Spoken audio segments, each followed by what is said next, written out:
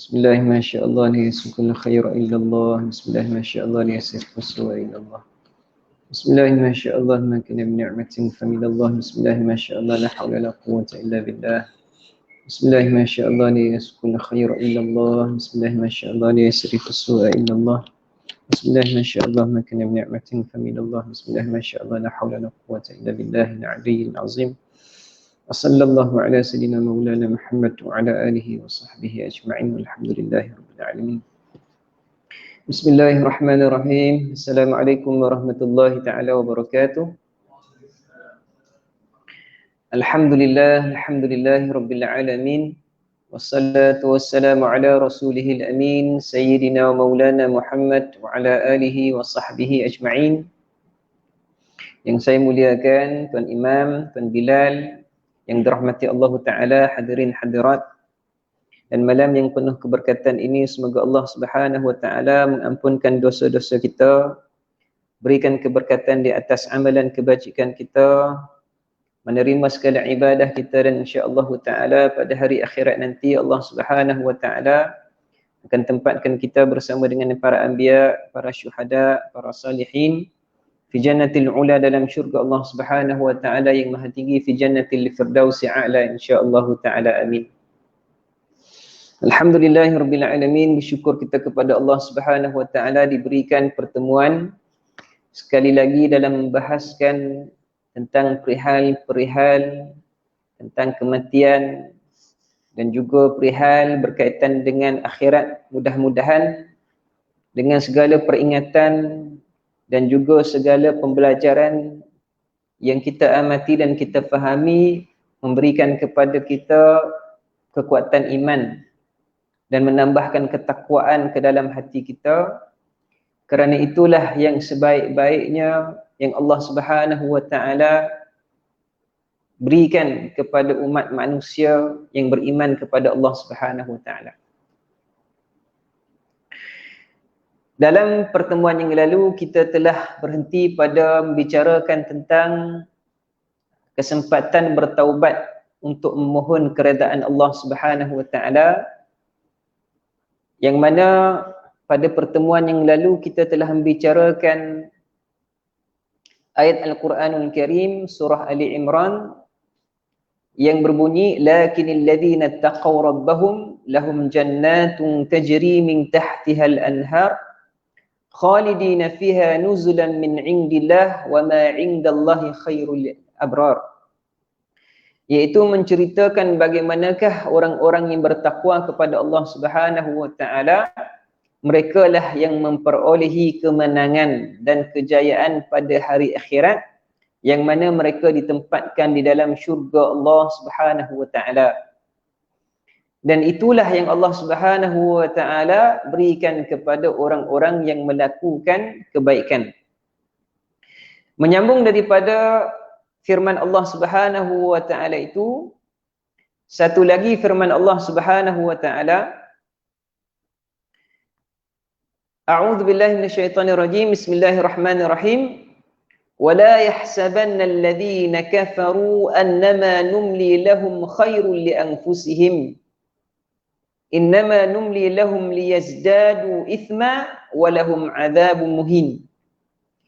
Yang bermaksud, dan jangan sekali-kali orang kafir itu menyangka bahawa kami membiarkan mereka hidup lama. Itu baik bagi mereka. Sesungguhnya kami membiarkan mereka hanyalah agar dosa mereka semakin bertambah di dunia dan mereka mendapat azab yang menghinakan di akhirat kelak. Na'udzubillah min zalik. Apabila kita iktiran, apabila kita bandingkan di antara ayat ini dan ayat yang sebelumnya yang telah kita bacakan tadi, iaitu tentang bagaimanakah syurga diberikan kepada orang-orang yang bertakwa kepada Allah Ta'ala, dan ayat yang menceritakan tentang orang-orang yang kufur itu diberikan hidup yang panjang, maka kita dapat faham di sini bahawasanya Allah Subhanahu wa taala membentangkan kepada kita syawahid. Syawahid ini bermaksud penyaksian.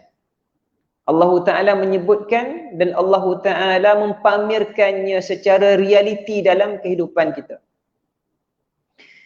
Iaitu bagaimanakah kita melihat ada manusia yang hidup tanpa beribadah kepada Allah.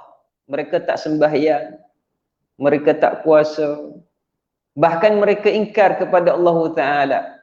Bahkan mereka ini memerangi Allah Subhanahu Wa Ta'ala dan Rasulnya Sallallahu Alaihi Wasallam, akan tetapi mereka ini masih lagi berada dalam keadaan yang baik.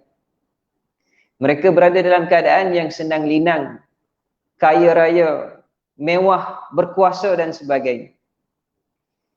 Sehingga kan ada di kalangan manusia itu menyangka bahawasanya mereka lah berada dalam keadaan yang benar. Mereka lah berada dalam keadaan yang benar. Walhal Allah Subhanahu Wa Ta'ala memperingatkan. Ini peringatan Allah Ta'ala. وَلَا يَحْسَبَنَّ الَّذِينَ كَفَرُوا أَنَّمَا نُمْلِي لَهُمْ خَيْرٌ لِأَنفُسِهِمْ. Secara hakikatnya apabila kita melihat segala kejadian ini, ianya boleh terhapus dengan keyakinan terhadap firman Allah Ta'ala ini. Sebab itu orang yang beriman sentiasa membawakan dirinya mengikut panduan Al-Quran. Apa maksudnya? Maksudnya apabila kita melihat realiti dalam kehidupan ini, apa yang berlaku dalam kehidupan ini, perkara yang menyakitkan hati kita, orang yang tak sembahyang, orang yang tak berpuasa, orang yang ingkar, orang yang melakukan kezaliman, orang yang menghina Islam, orang yang menghina Rasulullah SAW, mereka berkuasa, mereka ada kekayaan, mereka ada kesenangan, tetapi ianya terhapus. Dengan ayat ini Allah Ta'ala menyebutkan wala yahsabanna alladhina kafaru annama numli lahum khairu li anfusihim. Orang beriman dia akan ada ayat ini. Mereka akan merasa tenang dan lega bahawasanya Allah Ta'ala tidak membiarkan orang-orang yang kufar ini melakukan kezaliman dan kemungkaran. Kerana siapa yang menyebutnya ini? Siapa yang menjanjikan ini? Allah Subhanahu Wa Ta'ala. Dan apabila Allah Subhanahu Wa Ta'ala menyatakan, maka ianya tidak menjadi suatu yang diingkari dan dimungkiri. Allah Ta'ala akan mengatakannya dan Allah Ta'ala akan melaksanakannya. Jadi orang mukmin dia lepas, dia tenang. Saya yakin dengan ayat ini. Walaupun saya melihat realitinya, saya tidak berkenan. Saya melihat orang ingkar, orang tak salat, orang memusuhi Islam. Hati saya tak tenang, tetapi saya yakin Allah Ta'ala menyebutkan dengan hakikat kebenaran. Ini orang mukmin terlepas. Apabila kita baca ayat ini, kita akan merasakan suatu ketenangan kerana apa? Allah Ta'ala menyebutkan innama numli lahum liyazdadu ithma. Sesungguhnya kami membiarkan mereka hanyalah agar dosa mereka semakin bertambah. La haula wala quwata illa billahil aliyyil azim. Dipanggil istidraj. Manusia itu dikaburi dengan segala perbuatannya yang disangka baik. Walhal Allah Subhanahu Wa Ta'ala ingin menghumbankannya ke dalam neraka Allah Subhanahu Wa Ta'ala. Sebab itu hadirin hadirat yang dirahmati Allah Subhanahu Wa Ta'ala, perkara yang paling ditakuti oleh orang-orang yang saleh adalah ketika mana para alim ulama yang salihin, munsifin, para alim ulama yang salihin, munsifin ini maksudnya yang sedar dan juga sentiasa memberikan peringatan, mereka diam. Mereka takutkan orang-orang yang saleh ini, takutkan ketika mana tidak ada peringatan daripada orang-orang yang saleh juga. Kerana apa? Kerana mereka bimbang mereka akan berada dalam kesesatan. Sebab tu orang yang saleh, orang yang baik-baik ini, sebab tu kita sentiasa sebut, kalau nak sohbah, sohbahlah dengan orang-orang yang saleh. Kerana orang saleh ini apabila mereka menegur, mereka akan menegur dengan hikmah dan ada adab. Mereka tidak akan tegur sehingga kan kita merasa kita ini jatuh maruah. Takkan tetapi mereka akan menegur kita dengan keadaan yang tenang dan keadaan yang kita merasakan indahnya pesanan dan ingatan itu. Tetapi kalau para alim ulama ini, orang-orang yang munsifin, yang sedar ini diam, maka kita ini sebenarnya berada dalam keadaan alaming, dalam keadaan yang terancam sebenarnya. Kalau kita jahil, kita akan menambahkan kejahilan kita. Kalau kita tidak beradab, kita akan menambahkan kesombongan kita. Kalau kita melakukan dosa-dosa kecil, kita akan menambahkan dosa-dosa besar kita. Dengan sebab apa? Sukutul ulama, diamnya ulama. Kalau dibiarkan kita sendirian, nescaya kita akan melakukan kesalahan-kesalahan. Walaupun kita merasa lazat, enak, kita merasakan, oh, tidak ada orang yang menegur saya. Maksudnya saya betul. Sebab itu para alim ulama mengajarkan kepada kita, lihat kepada siapa yang kamu dinasihati. Kalau datang padanya ulama-ulama dan orang-orang yang soleh, maka anggap diri kamulah yang silap. Silap. Kita kena cek, mungkin ada kesilapan. Tapi kalau ada orang yang menyebutnya itu adalah golongan-golongan munafiqin, dan ada orang-orang yang khusumat, orang-orang yang mencari kesalahan kita, maka kita nilai kembali apa yang mereka sebutkan itu. Kerana orang munafik ini, kata Nabi SAW, apabila mereka khasama fajir, apabila mereka bertembung, mereka bertelagah, mereka akan tambahkan pertelagahan tu. Mereka nak merosakkan hati kita. Kita tegur, kita katakan jangan buat begitu, jangan buat begini, ini kesilapan dan kesalahan. Dia akan bangkit balik, dia akan sebut pada kita, engkau siapa nak tegur aku? Kan?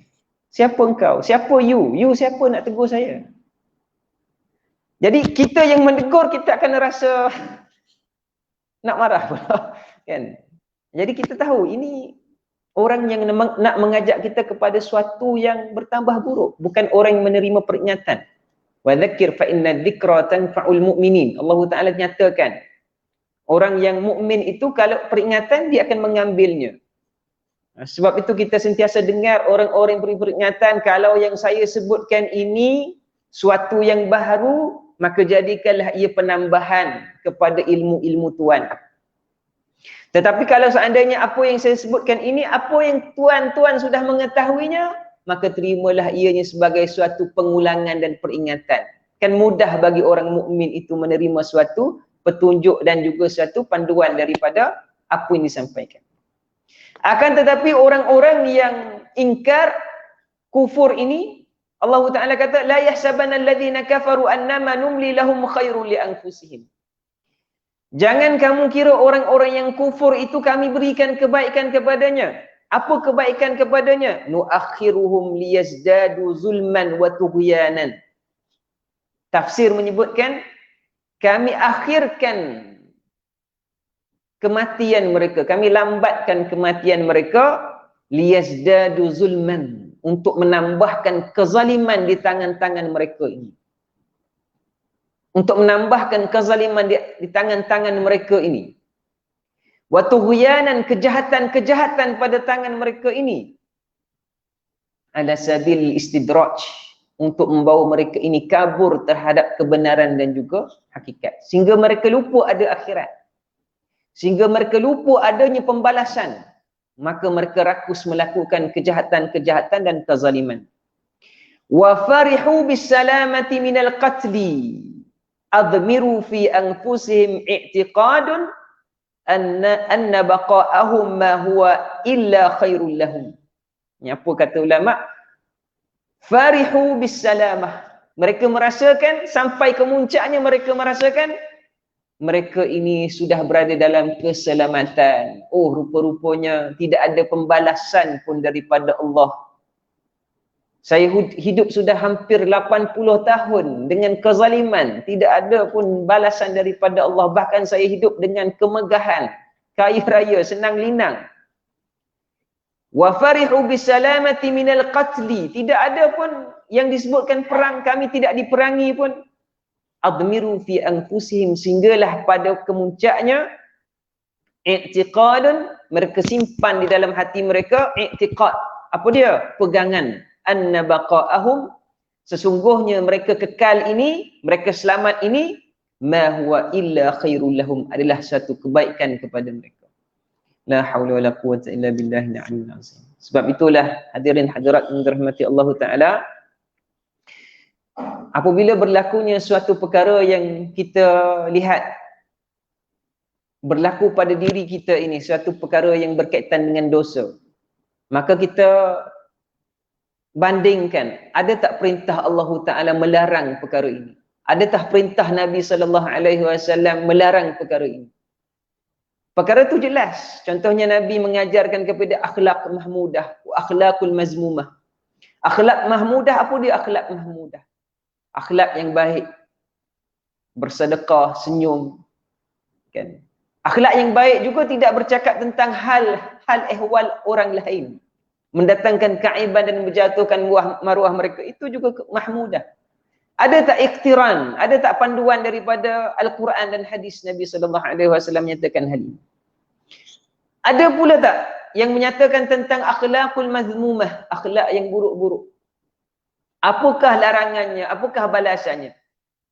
Perkara ini sudah jelas dan terang. Sebab itu kalau kita melihat dalam Islam ini, Nabi SAW mengajarkan kepada kita tentang akhlak itu dengan dua sudut. Satunya akhlak yang bersifat sulukiyah, pribadi kita. Yang keduanya adalah akhlak yang bersifat ditonjolkan, tatbiqiyah. Mesti kita tunaikan kepada masyarakat. Akhlak yang bersifat sulukiyah ini apa yang kita betulkan pada diri kita. Kita muhasabah, kita istighfar, kita bertaubat. Itu adalah sifat sulukiyah pribadi. Adapun sifat yang sifat tatbiqiyah mesti kita sampaikan. Mesti kita tonjolkan bagaimanakah muamalah, bagaimanakah menegur, bagaimanakah untuk berinteraksi. Semuanya ini adalah daripada pautan dan panutan daripada Rasulullah SAW. Maka tidak ada langsung kita ini boleh melencong keluar mengatakan ini Nabi tak ajar, ini Nabi tak ajar, ini Nabi tak larang. Kita tidak akan ada kelonggaran untuk menyatakan begitu. Kerana Nabi SAW itu adalah qudwatan hasanatan, qudwah hasanah kepada siapa? Liman kana yarjullah wal yaumil akhir. Kepada orang yang mengharapkan Allah Ta'ala dan meyakini adanya hari akhirat. Kita mengharapkan Allah dan meyakini adanya hari akhirat. Maka itulah panduan kita, iaitu Rasulullah sallallahu alaihi wasallam. Walahum adzabun muhin, dan kepada mereka itu diberikan azab yang menghinakan. Lihat perkataan Ali radhiyallahu taala anhu, innal mu'mina idza mata baqiya alaihi musallahu minal ardi. Subhanallah azim. Apa maksudnya? Katanya Ali radhiyallahu taala anhu, sesungguhnya apabila orang mukmin itu meninggal, maka menangislah tempat dia sujud di atas muka bumi Allah Ta'ala. Maka contohnya kita sujud di Baitullah, di rumah Allah Ta'ala ini. Maka setiap tempat yang kita sujud itu, apabila kita meninggal, baqiya alaih. Menangislah dia kerana apa? Dia sudah tidak dimuliakan lagi dengan orang yang sujud kepadanya. Sudah tidak ada lagi orang yang sujud kepadanya. Wa mas'ada amaluhu min sama', dan tempat naik amalannya di langit juga sudah tidak dinaikkan lagi amalan, maka dia juga menangis. Walakinna ali fir'auna lam yakun lahum fil ardi musalla wala fis sama'i mas'adan. Akan tetapi keluarganya Fir'aun tidak mendapati kepada mereka itu tempat musallah, tempat mereka sujud kepada Allah Ta'ala. Dan juga tidak ada tempat di langit itu tempat menerima amalannya. Kerana apa? Kerana mereka kufur kepada Allah Subhanahu Wa Ta'ala. Bandingan ini nak menyatakan kepada kita bagaimanakah setiap perkara ini menjadikan penyaksian di atas amalan-amalan kita. Hatta al-yaum, sehinggalah hari-hari tuan-tuan. Hari-hari pun, hari pun akan menjadi penyaksian kepada kita, amalan soleh kita kepada Allah Subhanahu Wa Ta'ala. Bagaimana hadis menyebutkan ada pertukaran di antara malaikatun pagi petangnya setiap hari. Sehingga kan kita ini sepatutnya sewajarnya malu. Setiap kali malaikat itu bertukar, apa amalan yang akan dinaikkan dan apa amalan yang akan dicatatkan. Begitu juga dengan apa yang kita lakukan daripada ibadah kita. Ada amalan-amalan yang kita tinggalkan, hatta kita malu kalau kita berbicara dengan manusia sekalipun. Islam, baca Al-Quran jarang-jarang. Baca apa yang selalu? Baca surat khabar, baca novel. Malu kita sebagai orang Islam. Sedangkan Al-Quran itu ma'budun bitilawatihi, ada pahala untuk mendapatkannya ataupun membacanya. Subhanallahul azim. Baik. Wala yahsabanna alladhina kafaru annama numli lahum khairul li anfusihim innama numli lahum liyazdadu ithma. Apa dia? Zulman wa tughyanan. Ditambahkan kepada mereka itu akan kezaliman dan juga dengan kejahatan-kejahatan, walahum adzabun muhin. Wa min asyratil qiyamati imatatis salawat. Subhanallah. Kenapa disebutkan dengan sembahyang tadi, salat tadi? Kerana apabila kita lihat tentang salat ini, salat inilah yang menghindari kita daripada kejahatan-kejahatan dalaman dan luaran diri kita. Jadi orang yang menjaga sembahyang, walau bagaimana sekalipun usahanya, maka tanha anil fahsya'i wal munkar. Jadi bagaimana kita nak mula-mulakan menghindari zulman wa tughyanan, kezaliman dan kejahatan diri kita adalah dengan melazimi akan salat. Kekalkan momentum untuk sentiasa menunaikan ibadah salat, fardu. Tunaikan fardu. Kerana di sana ada hadis Nabi SAW menyebutkan qad aisha syaitan ay ya'budahul musallun. Nabi menyebutkan syaitan pada hari ini sudah tewas, berputus asa untuk mengajak orang sembahyang itu mentaatinya. Jadi orang yang sembahyang ini dia akan mendekati Allah Subhanahu wa taala walau dalam rupa bagaimana sekalipun. Dia datang dengan berat, malas, datang dengan keadaan dia ni ada ujub, riak ke apa ke. Tetapi apabila dia sembahyang, dia lazimi sembahyang, maka kekuatan sembahyang tadi tanha anil fahsya'i wal munkar, akan membawanya menjauhi kemungkaran dan kejahatan. Cubalah, usahalah dengan salat tadi. Sehingga kan syaitan, kata Nabi SAW, ayisa, putus asa dia. Salat tadi, orang tadi salat juga sehingga dia ayisa, dia putus asa untuk menjadikan orang yang sembahyang ni taat aku. Sudah tidak boleh. Kerana apa? Ibadah sembahyang itu ada hasuna. Ada hasuna, kerana ada bentengnya. Kita orang yang sembahyang sekalipun, tuan-tuan dirahmati Allah Ta'ala, berjamaah, kita akan hilang sifat nifaq. Sifat nifaq kita ni, sifat munafik. Allah Ta'ala cabut dengan apa? Dengan sembahyang jama'atun kita. Itu yang disebutkan oleh Rasulullah sallallahu alaihi wasallam. Lianna, kerana apa? Asyratul qiyamati, kerana di antara syarat-syarat akan berlakunya kiamat, imatatis salawat. Salawat itu akan mati. Sembahyang itu akan mati. Maksudnya orang sudah tidak kenal apakah itu ibadah sembahyang. Na'udzubillah min zalik. Ini kalau kita lihat dalam Imam Al-Qurtubi, juga dalam tafsir beliau dan sebagainya, menyatakan bagaimanakah selepas daripada pemerintahan Isa itu 40 tahun, maka akan berlakulah pertukaran-pertukaran. Sehingga kan akhirnya manusia sudah lagi tidak salat dan tidak kenal apa itu salat, dan inilah yang akan mendekatkan mereka kepada qiyamis sa'ah, kepada hari pengakhiran kiamat. Wa ittiba'it syahwat, apabila matinya sembahyang, maka ramailah yang akan mengikuti kepada hawa nafsu mereka sendiri, wal mail ma'al hawa, dan akan seragam kehidupan mereka dengan hawa nafsu, wa ta'zimu rabbil mal. Dan yang dibesarkan pada saat itu adalah orang-orang yang memiliki kekayaan sahaja. Orang yang kaya sahaja akan dihormati. Orang yang saleh sudah tidak dihormati. Orang yang beribadah sudah tidak dihormati. Orang yang ada akhlak yang baik sudah tidak dihormati. Yang dihormati, yang dikagumi, yang disayangi adalah orang-orang yang hanya memiliki kekayaan. Na'udzubillah min zalik. Baik. Sambungnya lagi Imam Al-Qurtubi rahimahullahu ta'ala wa iyah, Hayyan bin Al-Aswad menyatakan, bahawa kematian adalah jambatan yang menghubungkan dua orang kekasih. Yakni apabila kita melihat tentang keredaan Allah Subhanahu wa taala itu adalah terletak kepada taubatnya seseorang hamba kepada Allah, dan taubat itu adalah terhasil daripada hati jernih murninya bertakwa kepada Allah Subhanahu wa taala, maka ianya akan mendapat keredaan Allah taala, dan tandanya adalah dalam kematiannya.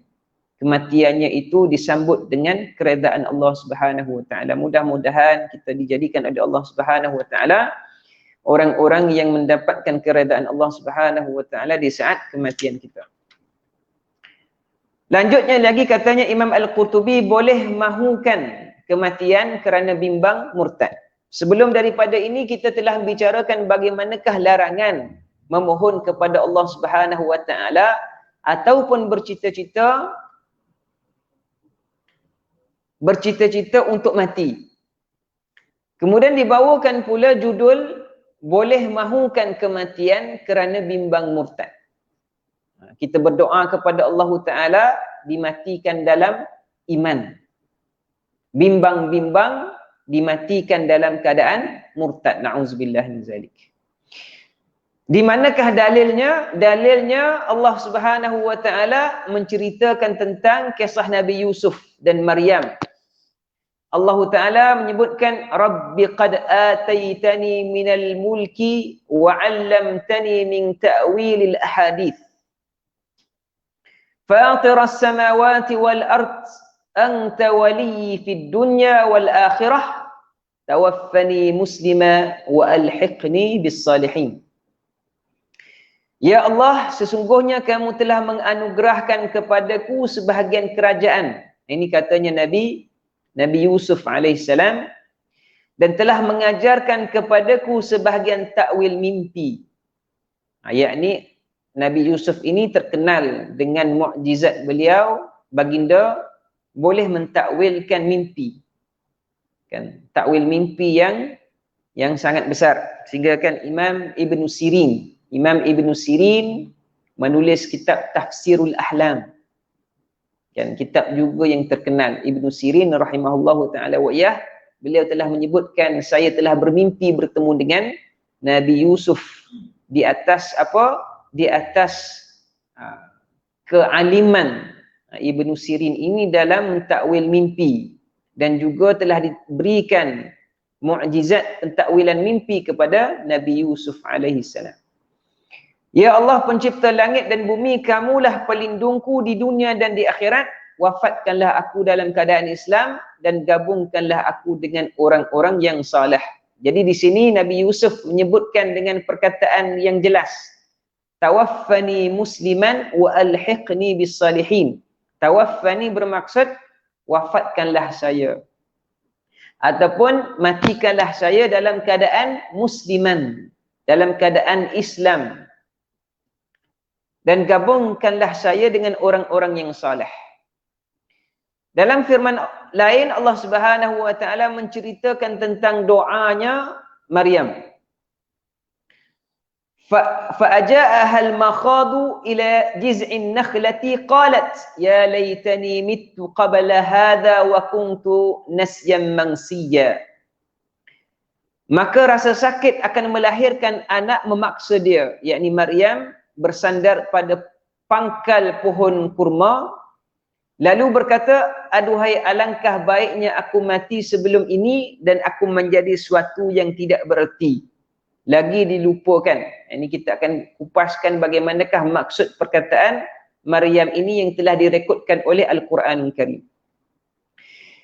Diriwayatkan daripada Abu Hurairah bahawa Rasulullah sallallahu alaihi wasallam bersabda, la taqumus sa'atu hatta yamurra rajulu biqabri ar-rajuli fayaqulu ya laitani kuntu makanak. Yang bermaksud hari kiamat tidak akan berlaku sehingga orang yang lalu dikubur orang lain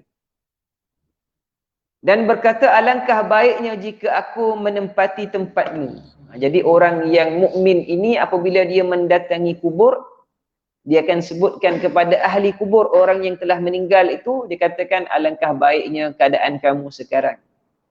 berbanding dengan keadaanku kini, yang mana aku kini berada dalam menghadapi fitnah-fitnah akhir zaman.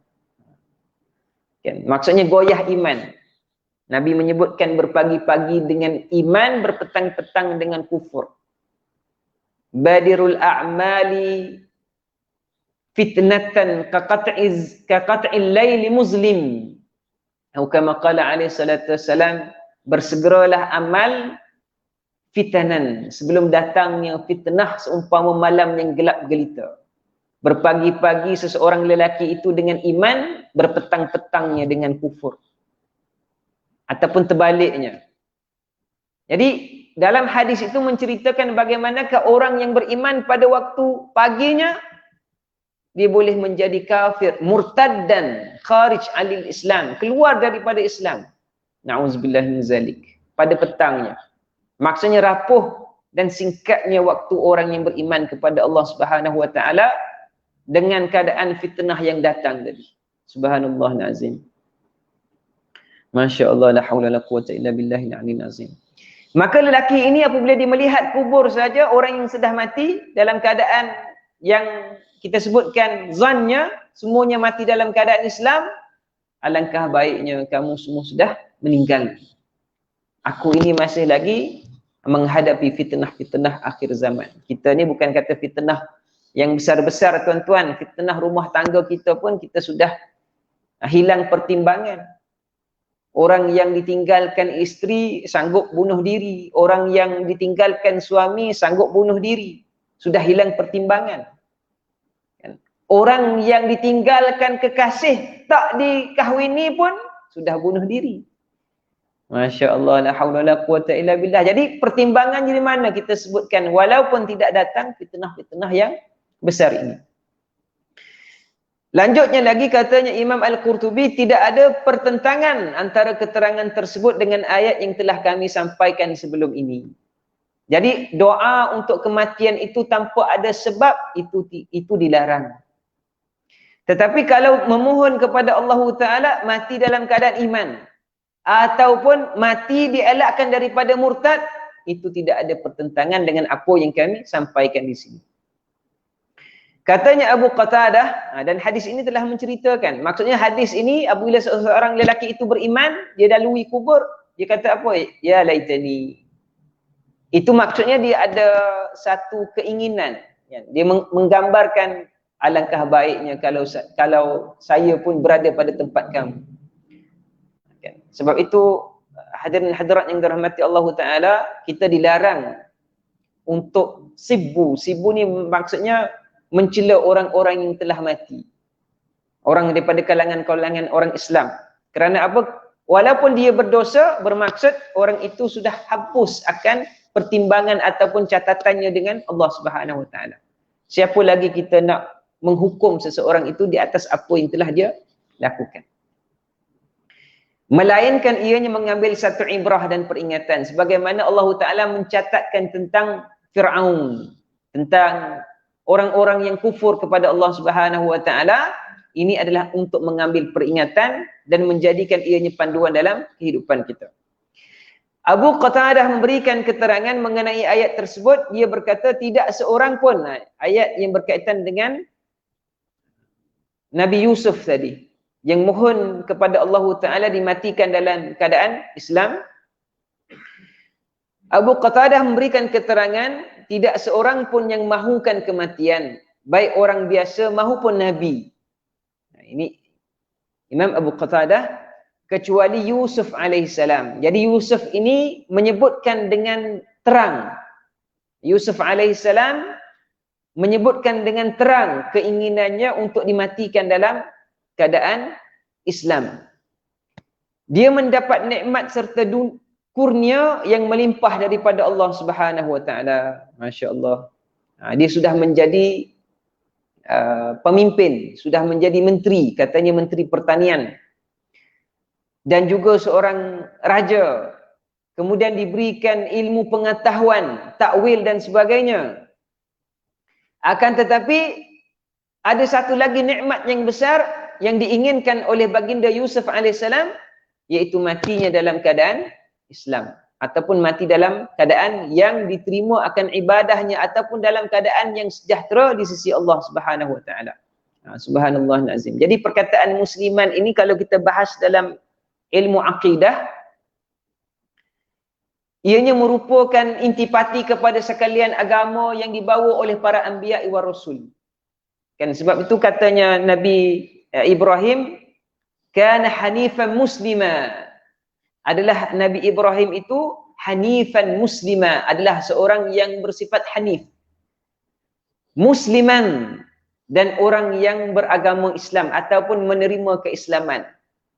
Maka ta'arif Islam itu dalam istilah dia akan beri dua maksud.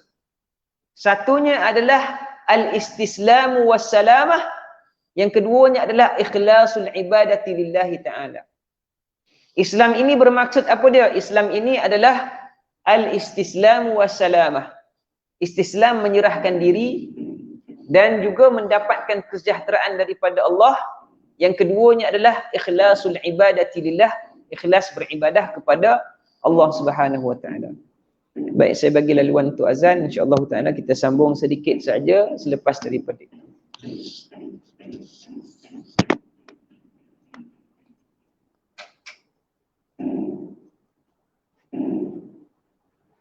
Allahu Akbar. Allahu Akbar. Allahu Akbar. Allahu Akbar. Allahu Akbar. Asyhadu an la ilaha illallah. أشهد أن لا إله إلا الله.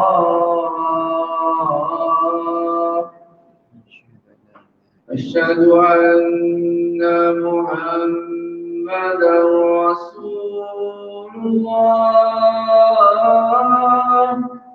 أشهد أن محمدا رسول الله.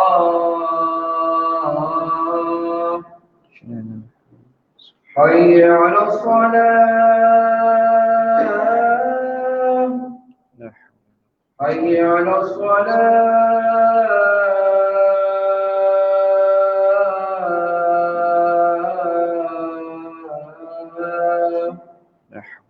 حي على الفلاح. حي على الفلاح.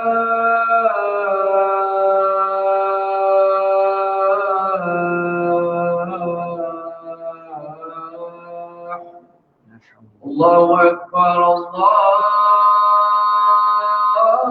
الله أكبر. لا إله إلا الله.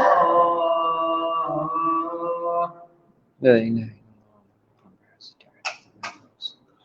محمد والشرف درجة العذر في بعث مقام محمود بن سعود عليك لا تخلف صلى الله عليه وسلم. Bismillahirrahmanirrahim. InsyaAllah ta'ala saya sambung sedikit sahaja. Maka Islam itu dimaksudkan dengan al-istislam wassalamatu wal-ikhlasul ibadati lillahi ta'ala. Islam itu adalah penyerahan dan juga mendapatkan keselamatan. Jadi orang yang menyerah diri kepada Allah Ta'ala, menerima Islam, maka dia pasti akan mendapat keselamatan di dunia wal akhirah. Kemudian maksud yang keduanya adalah al-ikhlasul ibadati lillah. Jadi Islam ini dikena ada dua. Satunya penyerahan dan ikhlas beribadah kepada Allah Subhanahu wa taala. Jadi Islam ni dia bermaksud mesti memahami. Dan Islam ini mesti memahami. Maksudnya orang yang berkehendak untuk memeluk Islam, dia mesti memahami tentang konsep Islam itu. Dia mesti memahami tentang konsep iman itu. Dia mesti melihat aspek yang berkaitan dengan Islam itu, apa syariat, apa dia ibadah. Dia kena belajar. Sebab itu istilah dalam Islam bermaksud mesti memahami, summa yu'taniqu, barulah dia mesti beriman. Maksudnya barulah masuk Islam. Dia berbeza dengan agama Kristian. Dia ya'taniqu thumma yu'min. Berbeza. Kamu mesti dibaptize. Kena masuk dahulu. Baru beriman. Islam ini mesti belajar untuk memahami Islam. Sebab itu kita kena ada hukum murtad. Hukum riddah. Kerana orang yang masuk Islam ini mesti di atas dasarnya yakin terhadap agama ini. Maka ada ilmuwan, ulama yang bawakan tamsilan yang mudah. Apa dia? Iaitu apabila kita ini jahiliyah, kufur, musyrik, ini zaman sahabat Nabi SAW, adalah seumpama memakai pakaian yang koyak rabak, busuk, penuh dengan najis. Itu pakaian jahiliyah. Maka Islam itu adalah pakaian yang baik, indah. Kamu tanggalkan pakaian yang koyak rabak tadi, yang penuh dengan najis, yang tidak suci, kamu tanggalkan itu, pakai pakaian yang putih bersih ini. Itu Islam. Maka adalah tidak logik bagi orang yang ada akal waras kembali menanggalkan pakaian yang bersih putih ini, memakaikan pula dengan pakaian yang koyak rabak. Itu maksudnya menerima Islam dan bagaimanakah untuk mengimani dan beriman dengan Islam. Itu al-istislamu wassalamatu wal ikhlasul ibadati lillahi ta'ala. Jadi kita pegang tiga definisi ini supaya kita faham bahawasanya ini adalah agama yang kita duduk dalamnya akan mengajarkan kebaikan. Kita silap akan diajarkan kebaikan. Islam itu akan mengajarkan kebaikan kepada kita. Kalau kita silap, diajarkan. Kita jahil, diberikan ilmu. Kita tidak beradab, kita akan diadabkan. Kita lemah, kita akan dikuatkan. Nah, itu maksudnya Islam. Kita diserahkan, kita menyerahkan diri kita kepada Allah Subhanahu Wa Taala. Baik. Ayat tersebut menceritakan bahawa Yusuf alaihissalam amat ingin sekali berjumpa dengan Tuhannya. Dia tidak mahukan kematian tetapi mahu dimatikan dalam keadaan memeluk agama Islam. Maksudnya dia mahu mati dalam keadaan Islam. Inilah pendapat yang dipilih oleh kebanyakan ahli tafsir. Maksudnya Nabi Yusuf AS mahu dimatikan ataupun diwafatkan dalam Islam yang bersifat istilahi tadi. Istilahi bermaksud salamah, istislam, wassalamatu wal ikhlasul ibadati lillahi ta'ala. Ini maksudnya yang diingini oleh Nabi Yusuf alaihissalam. Lihat, ada tafsir yang menyebutkan tentang hal ini. Lam yas'al Nabi illa Yusuf ishtiqaqu ila rabbi ba'da jama'allahu abawaihi wa ahlihi. Selepas daripada Allah Ta'ala menghimpunkan Nabi Yusuf alaihissalam dengan bapanya dan juga ahli keluarganya, maka disitulah timbul kerinduan Nabi Yusuf yang tersangat kepada Allah Subhanahu Wa Taala kerana kesyukuran kepada Allah Subhanahu Wa Taala. Maka di sinilah katanya asyasinin, dan baginda hidup bertahun-tahun bersama dengan ahli keluarganya. Lamma qala hadzal qaul, ketika mana baginda menyebutkan doa ini, tawaffani musliman wa alhiqni bisalihin, wafatkanlah saya dalam keadaan Islam dan himpunkanlah saya bersama dengan orang-orang yang saleh. Maka beliau diberikan tempoh seminggu sahaja daripada doa tersebut, kemudian diwafatkan oleh Allah Subhanahu Wa Taala. Doa seorang rasul itu makbul tanpa sanksi di sisi Allah Subhanahu Wa Taala. InsyaAllah ta'ala kita akan sambung lagi dalam pertemuan yang akan datang. Banyak kekurangan dan kesilapan daripada saya. Yang baik semuanya daripada Allah, yang kurang daripada saya sendiri. Aku liqawli hadha wa astaghfirullah li wa lakum. Wassalamualaikum warahmatullahi ta'ala wabarakatuh. Alhamdulillahi rabbil alamin. Wassalatu wassalamu ala rasulihil amin. Sayyidina wa maulana Muhammad wa ala alihi wa sahbihi ajma'in. اللهم فكحنا في دينك الإسلام وعلوم الدين يا أكرم الأكرمين وصلى الله على سيدنا ومولانا محمد وعلى آله وصحبه أجمعين والحمد لله رب العالمين. Ya.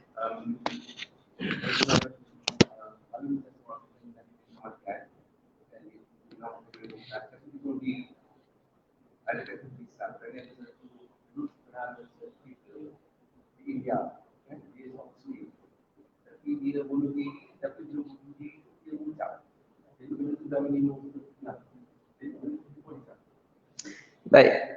Jadi hukum membunuh diri dalam Islam ini dia tidak menjadi suatu dosa musyrik, dia tidak keluar daripada Islam. Dia disebut fasik. Maksudnya dia telah melakukan dosa yang besar.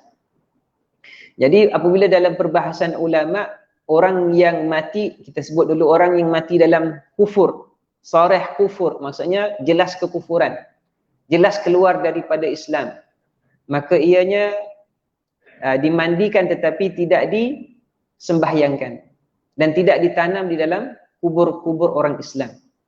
Kerana di sana ada pendapat yang mengatakan orang-orang yang mati dalam kekufuran tanpa bertaubat kepada Allah Ta'ala, azab yang ditimpa kepada mereka itu juga akan menyakiti kepada ruh-ruh yang berada di sisinya. Maka dengan sebab itu tidak disatukan kematiannya dengan orang-orang Islam yang lain. Adapun orang yang fasik itu dianggap sebagai orang yang melakukan dosa besar. Masih lagi dilakukan hukum fardun kifayah ke atasnya. Jadi membunuh diri itu adalah termasuk dalam dosa-dosa besar. Membunuh diri. Bukan bermaksud apa kita panggil keluar daripada Islam. Keluar daripada Islam ini bermaksud murtaddan. Ya. Macam mana?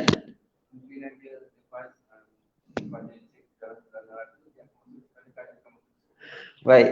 Ini satu pertimbangan di sisi para alim ulama. Kerana dosa yang besar disebutkan, dosa yang besar ini ada tempohnya yang panjang. Allah Ta'ala sahaja yang mengetahui. Tetapi kalau jelas matinya itu dalam kekufuran, kan, maka ianya akan kekal khalidina fiha abada. Sebab dosa yang besar ini pada zahirnya ianya menyalahi Islam. Tetapi hatinya tadi, orang yang melakukan tadi, apakah dia membenci Islam? Dia membenci Rasulullah SAW? Membenci Allah Ta'ala? Zahirnya pada lidah kita akan hukumnya sebagai hukum duniawiyah. Tetapi hatinya, kalau dia kita katakan fasik pada zahir kita, tapi hatinya itu memang musyrik, maka haknya adalah kembali kepada Allah Subhanahu Wa Ta'ala. Jadi kalau tanyakan kepada saya, apakah orang ini apabila bunuh diri walaupun mengucap dan sebagainya, tapi kita tidak tahu bagaimanakah hukum dalam hatinya tadi. Apakah dia ini bukan sekadar saja berputus asa dengan dunia, tetapi benci dia kepada Allah Ta'ala. Na'udzubillah min zalik, itu boleh membawa kepada musyrik kepada Allah Ta'ala, khalidina fiha abada. Dia akan kekal sebagai musyrik dosanya di sisi Allah Ta'ala. Adapun dalam zahirnya, masih lagi sebagai seorang orang yang melakukan dosa besar. Satu soalan yang baguslah untuk kita ingatkan, rupa-rupanya hadirin hadirat yang dirahmati Allah Ta'ala, walaupun kita merasakan dosa kita itu kecil, pada zahirnya lah, contohnya kan, tetapi sebenarnya dosa itu berpotensi menjadikan kita kufur kepada Allah Ta'ala. Min a'zamil khataya lisanul kadzdzab. Nabi SAW menyebutkan, min a'zamil khataya lisanul kadzdzab. Dosa kecil yang boleh membawa kepada yang besar. Apa dia? Lidah yang dusta. Lidah dusta ni kita katakan apa? Datang dengan apa? Kita datang dengan kawan. Tapi sebenarnya kita jawab, saya dah jalan kaki. Kita dusta, kita anggap kecil saja. Tetapi kalau kita timbangkan kedustaan tadi pada sesuatu yang besar. Contohnya apa? Mengingkari Allah Ta'ala. Perkataan yang sama, dusta, tetapi mendustakan Allah Subhanahu Wa Ta'ala. Dia bukan lagi menjadi satu dosa yang kecil, bahkan dosa yang keluar daripada agama Allah Ta'ala. Dan dosanya itu dikira musyrik ataupun orang yang ingkar kepada Allah Ta'ala. Na'udzubillah. Naktafi bihazal qadar. Assalamualaikum warahmatullahi taala wabarakatuh.